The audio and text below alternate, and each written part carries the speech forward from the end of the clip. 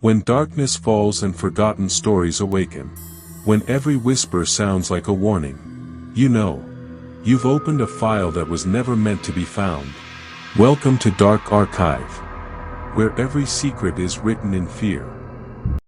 Welcome to the place you shouldn't visit after dark. Tonight we have two stories for anyone who still believes their own four walls are the safest spot on earth. The first one is called, There's Someone in the House. The second, Never Sleep Over at a Friend's. Turn off the lights, put on your headphones, and pray these are only stories. I've always believed that living in the city is way more dangerous. That's where all the crime concentrates, after all. One wrong turn into a dark alley and you can easily run into real trouble.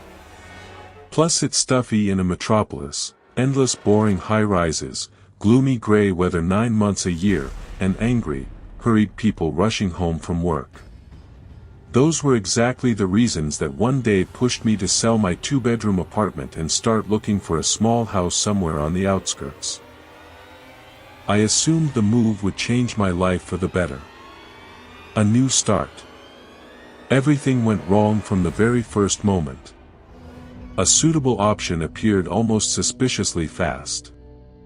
It was a decent 2-story house just 20 minutes drive from Portland, standing in the middle of thick pine forest, not far from the highway. I'll be honest, it looked absolutely gorgeous. What impressed me most was the price. It was ridiculously low compared to every other listing on the market.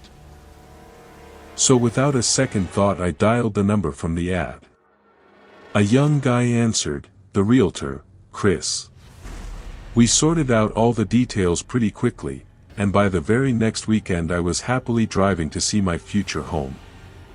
The road was dull. Nothing but winding gray asphalt and rows of tall evergreen pines. No houses, no parking lots, no gas stations. Only the occasional passing car added any variety to this monotonous trip. By the time I reached the place, the sky had clouded over completely and a heavy rain started pouring down. It half washed away the gravel driveway to the house, but I still managed to pull onto the property. Good afternoon. Man, this weather is wild today, Chris called out. He'd clearly checked the forecast and was already waiting for me outside under a huge umbrella. Come on, let's get inside quick before we catch a cold. We walked into the house together. It was a real mansion, at least for me. You could tell the previous owners valued cleanliness and had excellent taste. Harmoniously arranged furniture and high-quality finishes decorated the entire interior. All of that definitely tipped the scales in favor of buying. But there were downsides too. 2 rooms were completely empty, the kids' room and the master bedroom on the 2nd floor. They smelled weird, like something stale and forgotten. The wallpaper was torn off in strips, and the hardwood floors were swollen in places, as if someone had spilled water and never wiped it up. Back then I didn't pay much attention to those details. I was guided by one simple truth: you can always do repairs. The main thing is having a place to do them. I'll skip the boring parts about paperwork, moving my stuff, and how I scrubbed both floors alone for days on end. I think that's the right thing to do. Days flew by unnoticed. I didn't even realize I'd already spent a whole week in the new place. And who knows how this story would have ended if one workday I hadn't come home earlier than usual. The moment I stepped over the threshold of my new home, I caught a barely noticeable smell coming from the kitchen, like something fried. I carefully checked everything and found nothing suspicious, so I decided I'd simply forgotten to open the windows and air the place out after cooking breakfast. Just as I was about to head upstairs to take a shower and wash off the weight of the day, a strange object suddenly caught my eye. More precisely, a small gray camcorder lying on the narrow kitchen couch. The strange part was that literally yesterday it hadn't been there. And it definitely wasn't mine. Then whose was it? The previous owners? Unlikely. Chris had said they'd taken everything they needed long ago. Even if they'd forgotten something, they would have shown up within a week. There were a lot of questions, and the answers were hidden inside that little electronic box. I really wanted to know where it had come from. I pulled the tiny screen toward me, fiddled with the buttons for a bit, opened the gallery, and what I saw there still doesn't fit in my head. Recording 1, June 10, 2022 ***. Bright, sunny picture. The camera was pointed at a happy family having a picnic in their backyard. The father was fussing by the grill, turning pieces of meat on skewers. A little distance away, on a spread-out checkered blanket, sat a light-haired woman shouting something to him. Even from afar you could tell she was very pretty. Those two were clearly husband and wife. Running back and forth past the frame was a little boy, waving something over his head, probably pretending it was an airplane. Faces were hard to make out, voices weren't audible at all, the sun seemed to be shining brightly, and the forest behind was green. Yet for some reason the whole scene made my skin crawl. The reason was the heavy breathing of the person filming. No, I didn't let myself get paranoid. I thought maybe it was a family friend or something. People lived here before me, after all. But when the camera jerked and a piece of pine trunk accidentally slid into frame, as if the person filming was hiding among the trees, strange questions started crawling into my head. Why is a stranger hiding? Is this some kind of prank? A family joke? How stupid. A little later I became absolutely certain these people were the previous owners of the house I just bought. The moment the man took the skewers with meat and walked toward his wife, the operator flinched, and the lens caught the roof of my house. I recognized it instantly by the round attic window and the brick chimney. Unfortunately, the video cut off abruptly right there. Curiosity. Recording 2 ***, shot the same day, but judging by the dark image, much later. From the very first seconds a faint yellow light flickered on the screen. The camera swayed wildly. Breathing heavily, the operator ran up to the back porch, turned the handle, and gently pushed the door. It opened with a creak. Pitch blackness appeared before my eyes. Only for a moment. After taking a couple of steps forward, the stranger switched on night vision, and the image turned green. I saw my kitchen. For the next few minutes the person filming walked around the first floor, looking around. I didn't understand what he was doing, but like a man possessed I kept watching the incomprehensible actions on the tiny screen. For some reason it all felt like a movie, a low-budget short film. Very soon, after examining the entire first floor, the operator headed up the stairs. He stepped quietly and slowly, exactly like a predator. Upstairs he again started inspecting every corner. He strolled leisurely down the hallway, noticed the square hatch in the ceiling, obviously the attic entrance, then walked up to the door of what I already knew was the kids' room. I'd figured that out when I bought the house because the wallpaper in that room hadn't been completely stripped, and among the faded patterns you could still make out balls and little cars. Turning the handle, the operator quietly opened the door and slipped inside. It really was a child's bedroom. Toys lay scattered all over the floor, the walls were covered in bright pictures, and on the bed the same boy from the first video was snoring softly. The moment the stranger took a couple of steps toward the kid, the floorboards suddenly creaked under his foot. Despite the fairly loud sound, the child didn't wake up. He just shifted a little and quietly mumbled something in his sleep. After this small failure, the person filming backed toward the door. He did exactly the same thing in the parents' bedroom, which had become my bedroom, crept in, filmed the sleeping people, walked around them, and left.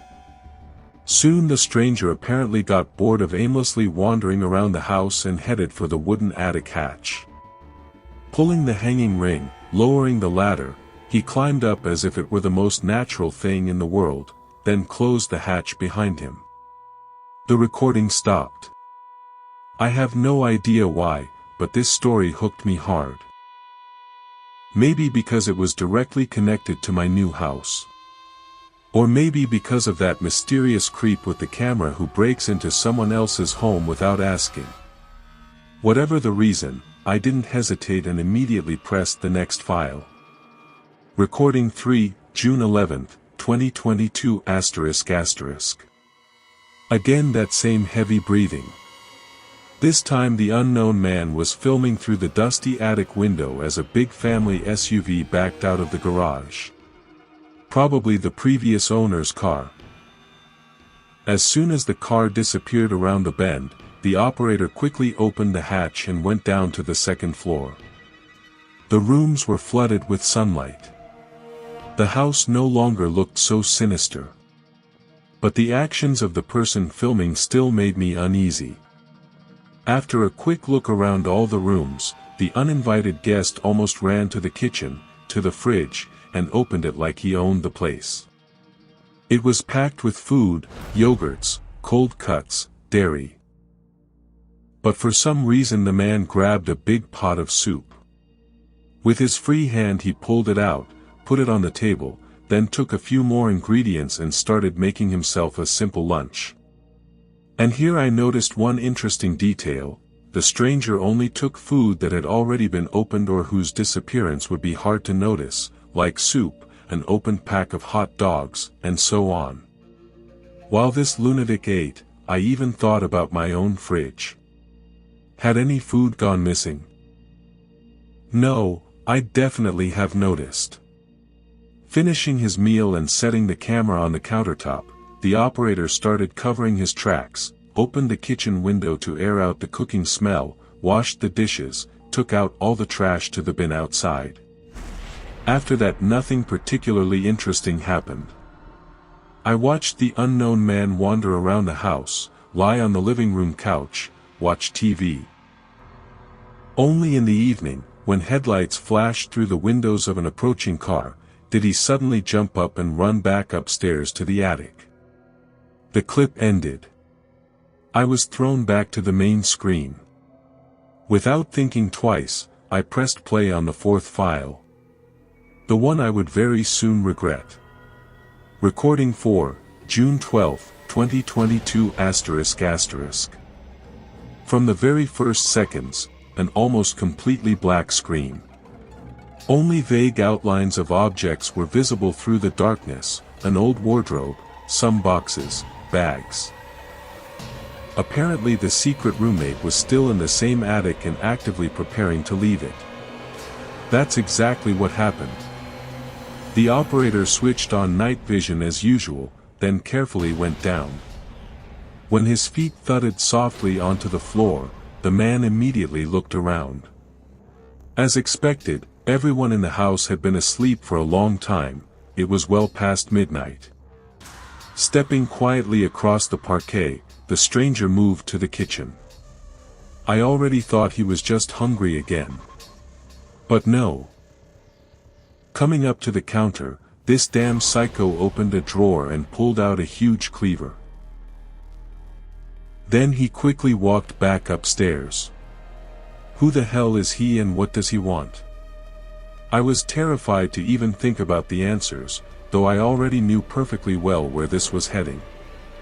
The moment the unknown man approached the kids' room and quietly opened the door, I heard his voice for the first time. Getting closer and closer to the sleeping child, holding the knife ready, the maniac began humming some creepy melody under his breath. I was in total shock from what was happening and literally couldn't move.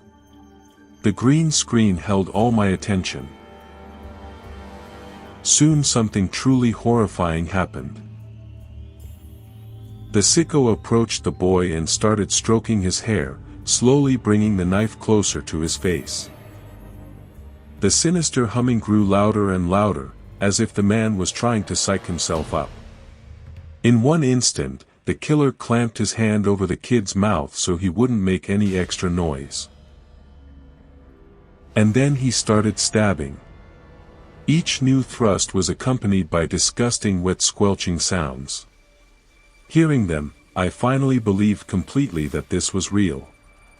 In total, the operator delivered about 25 blows. After that, he calmly wiped the bloodied knife on the blankets and hobbled toward the door.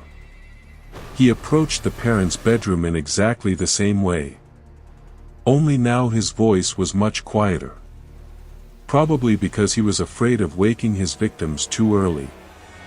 And whether it was coincidence or fate stepping in, the moment the maniac opened the door, a tall male silhouette appeared in the doorway. It was the father of the family, who had apparently gotten up in the middle of the night to use the bathroom and accidentally ran right into his son's killer. For a few seconds, tense silence hung in the air. Sleepily glancing at the stranger, the homeowner already opened his mouth to say something. But then the psychopath with the camera suddenly remembered his sharp argument and slashed it across the man's throat. He instantly dropped to his knees, let out a gurgle, choking on the gushing blood. The operator didn't even flinch. As if nothing had happened, he just kept filming the victim in close-up. Soon the loud noise woke the woman.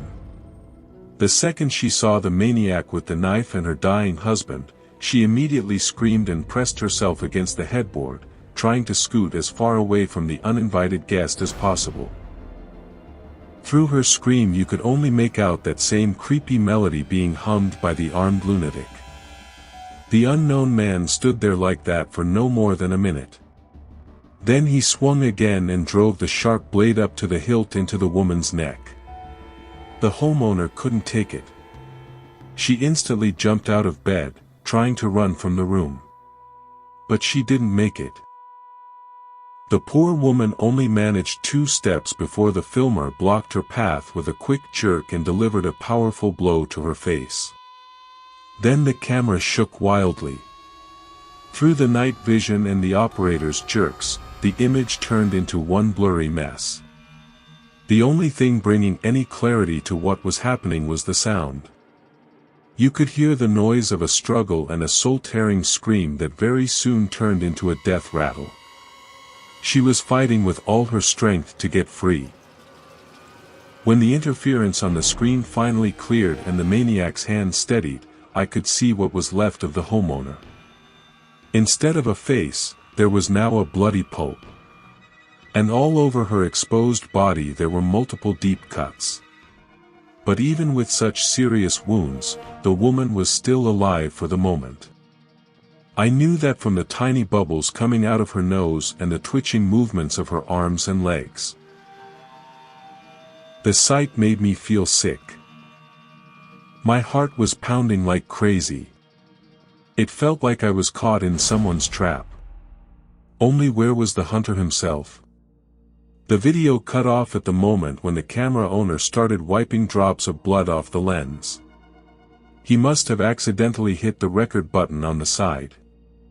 Since watching this horror to the end had already become a matter of principle for me, I immediately clicked on the next file, after first arming myself with a meat cleaver.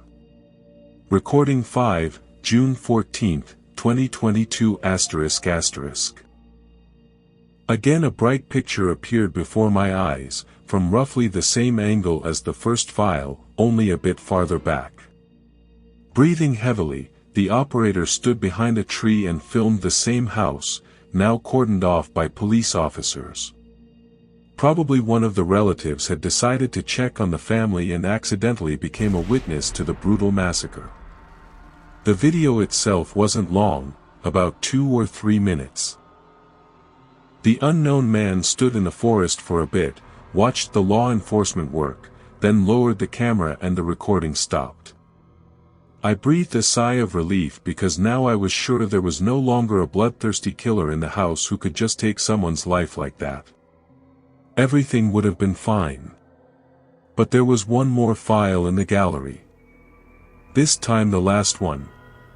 It answered perhaps the main question: how the hell this cursed device ended up on my kitchen couch. Recording, August 7th, 2022 ***. The second I saw that date, chills ran down my spine. That was the exact day I discovered the strange find in my house. Yes, you heard right. I was watching a video shot today. And obviously by the same psychopath. The lens was pointed at the garage next to the cottage, where my car was pulling out. I had been in a huge hurry to get to work that morning, and all my attention was on my phone and the road. That's probably why I didn't notice the unknown man slip onto the property right behind me and then into the house through the closing gates. Inside, the man acted like he owned the place. He walked through the floors, opened closets with my personal things, even peeked into the fridge, which wasn't surprising. He stole a couple of items from there, whipped himself up a small snack, then calmly sat down on the couch and turned on the TV. Whether by accident or on purpose, the stranger left his camcorder on the narrow kitchen couch next to the living room. It was positioned at such an angle that its owner wasn't visible in the frame. Only the mess the bastard had left on the table and in the sink was proudly on display. The recording lasted 2 or 3 hours, no less. Then the video suddenly cut off, probably out of memory or the time limit kicked in. I don't know exactly, and it doesn't matter. That was when it finally hit me. He was in the house right now. As proof of my thoughts, the sound of breaking glass came from somewhere on the second floor. Someone had jumped out onto the backyard despite the considerable height and was running full speed toward the forest. He realized he'd been caught. Without wasting a second, I grabbed my phone and called the police, still clutching the maniac's camera in my hands. That bastard was never found.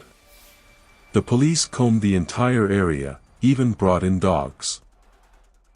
But nothing. The killer got away. And with him went my peace of mind. I was terrified of my own house.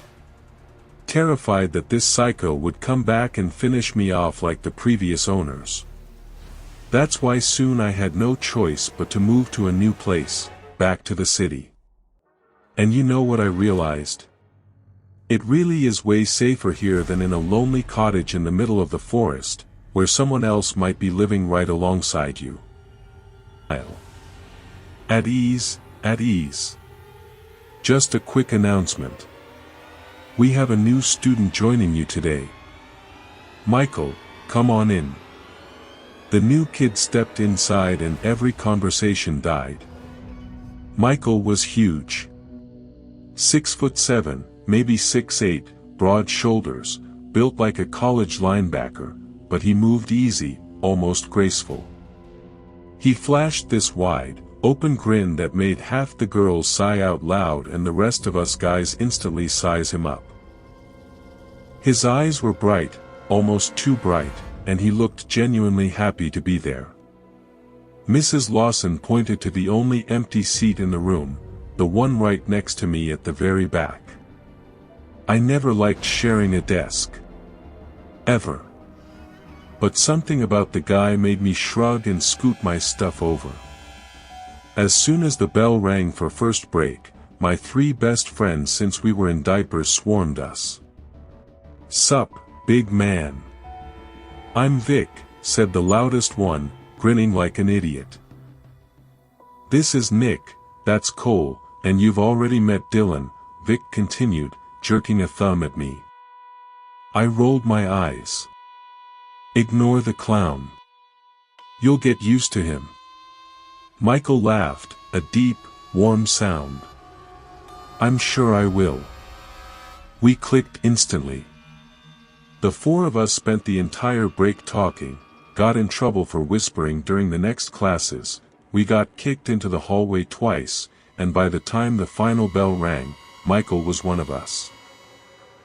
After school we dragged him to the corner store, loaded up on junk food, and hung out in the schoolyard until the streetlights came on. That's when he dropped it. "Hey, random idea, my parents are gone for the whole week.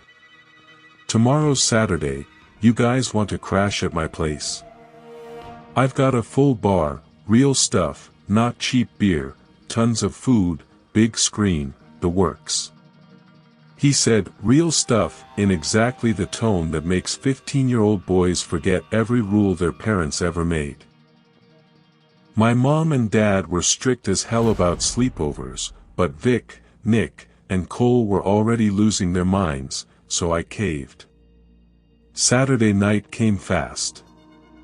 I stuffed a backpack with clothes and a toothbrush, lied to my parents about just a couple hours of gaming, and bolted to the bus stop. The guys were already there, bouncing with excitement. We caught the last little shuttle that runs out to the rural routes. 20 minutes later the driver kicked us off at a lonely stop in the middle of a dark field.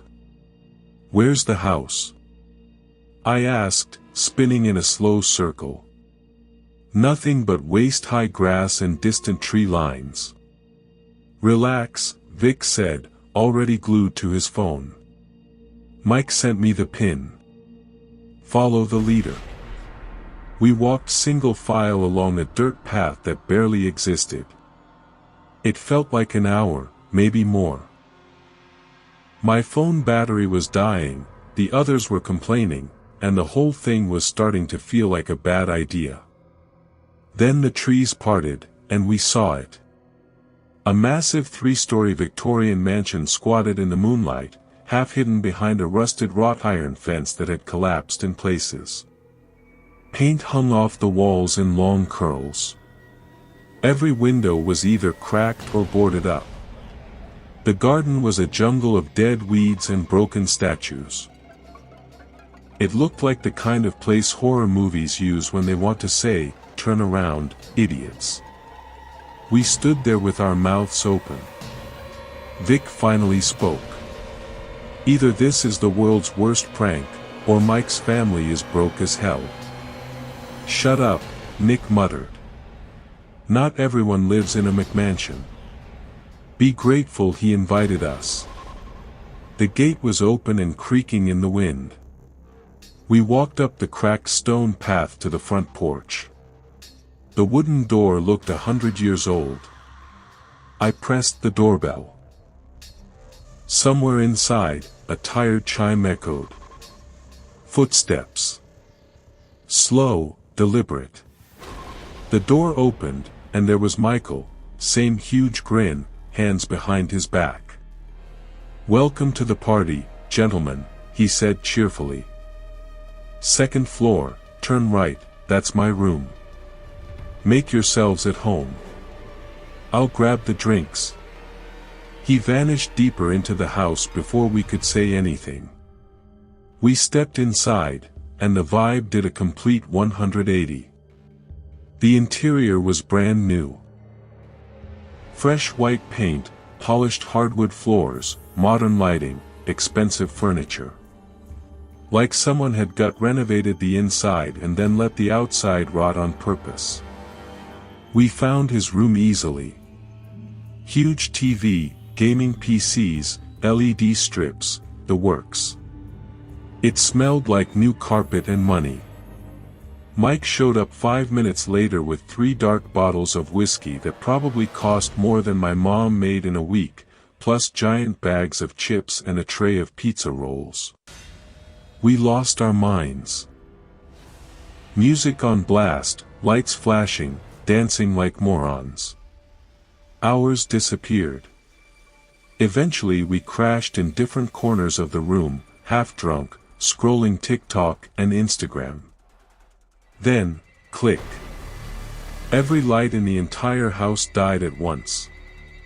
Phones slipped from hands. I managed to keep mine and flicked on the flashlight. The bedroom door was wide open.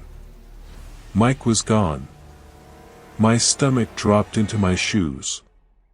Where the hell is Mike? Nick whispered, voice cracking. And why did the power go out? Cole added. Vic forced a laugh. Obvious prank, guys. Hidden cameras everywhere. He's probably watching us freak out right now. He swept his flashlight around the room, looking for lenses.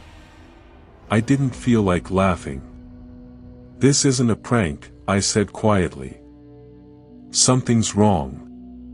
Let's check downstairs. If he's not there, we're out. Fine by me. Booze is gone anyway, Vic muttered. We moved like a scared little herd, calling Mike's name. Only our echoes answered. The house felt different in the dark. Bigger. The walls pressed closer. Every shadow looked like it had teeth. We reached the main staircase and started down, flashlights shaking. Halfway to the ground floor we froze. Standing in the entryway, right beside the front door, was something that should not exist. It was tall, taller than Mike, thin like a scarecrow made of bone and shadow. The shape was vaguely female, but wrong in every way. Arms hung to its knees, ending in hands with fingers like black scissors. And its eyes. Two burning white dots that never blinked, locked on us. Vic's flashlight beam landed on its face. The eyes flared wider, veins glowing red, and it opened a mouth that was way too big. A scream ripped out of it, deep and wet, like rusted metal dragged across concrete. It grabbed a massive antique wardrobe with one hand and flung it across the front door, blocking the only exit. Then it jerked into the hallway and vanished. We didn't think. We ran. Back up the stairs, 3 at a time, slammed into the nearest room that had a lock, an old guest bedroom, and barricaded the door with a dresser. Nick completely lost it. That thing ate Mike. It ate him and now it's coming for us. I don't want to die. Vic grabbed him by the shirt and shook him hard. Shut up. You scream again and it will find us. Nick went quiet, crying silently. I pressed my back to the door, trying to breathe. My phone had 1 bar and 4% battery. What the hell do we do now?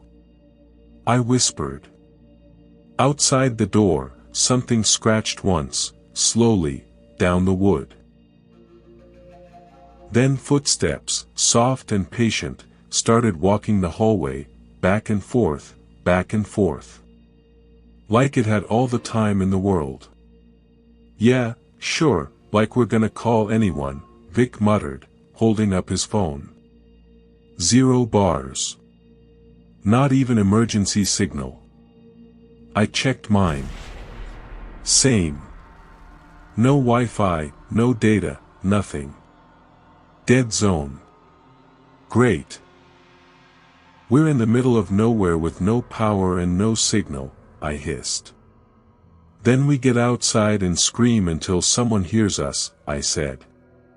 Maybe a neighbor, maybe a car on the road. Are you insane? Vic cut me off. Nearest house is 10 miles through pitch-black forest. We'll get lost in 5 minutes and that thing will pick us off one by one.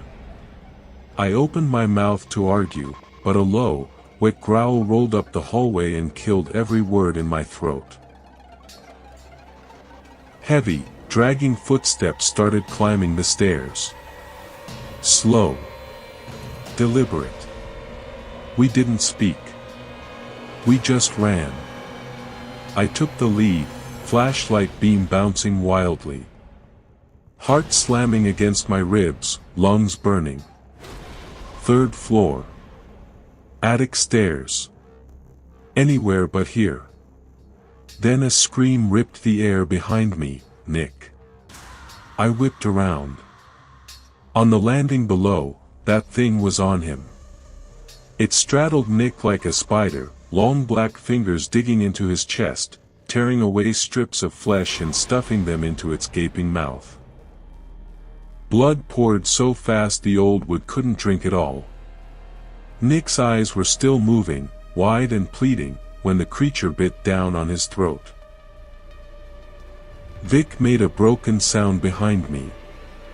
The monster was so busy feeding it forgot we existed. I remembered what happened downstairs. I raised my phone and shone the flashlight straight into its face. The second the beam hit it, the thing shrieked, an awful metal-on-metal screech, and recoiled into the shadows. Those burning eyes never left mine, full of pure animal hate. Then it melted into the dark. I grabbed Vic by the collar and dragged him down the hallway. We slammed into some random room and barricaded the door with everything we could lift. Vic collapsed against the wall, face gray. Dylan. Nick is, what do we tell his mom? We're not telling anyone anything if we die here, I snapped, trying to keep my voice steady. That thing hates light. When I flashed it, it backed off. We find the breaker box, flip the main switch, flood this place with light, and we last till sunrise. Vic stared at me like I was speaking another language. Where's the damn breaker box? Basement. Probably. It's always in the basement in games, I said, half laughing, half crying. We waited until the hallway went quiet, then crept back downstairs like mice. The upturned wardrobe still blocked the front door. Blood glistened on the floor. Vic elbowed me and pointed to an open doorway beside the stairs. A narrow staircase disappeared into blackness.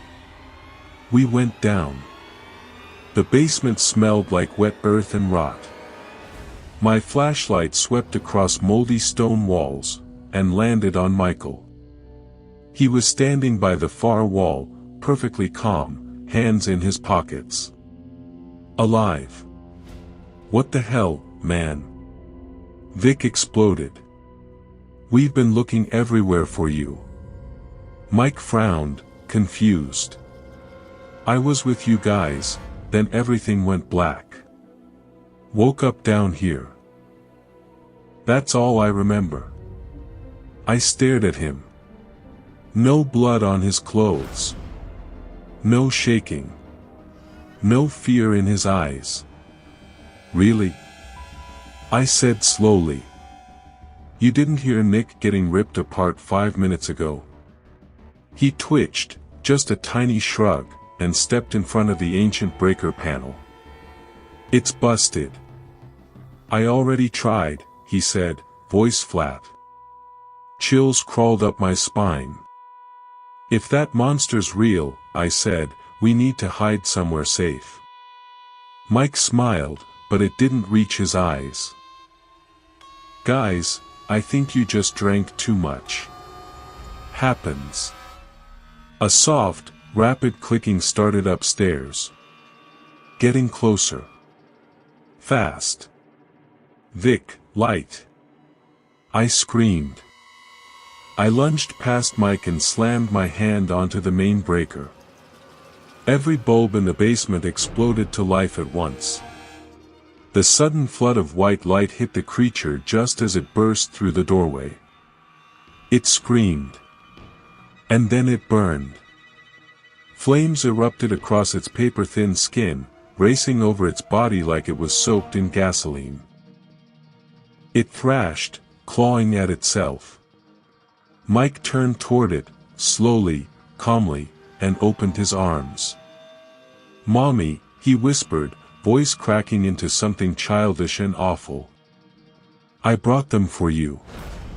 The burning thing reached for him, wrapped its flaming arms around him, pulled him close.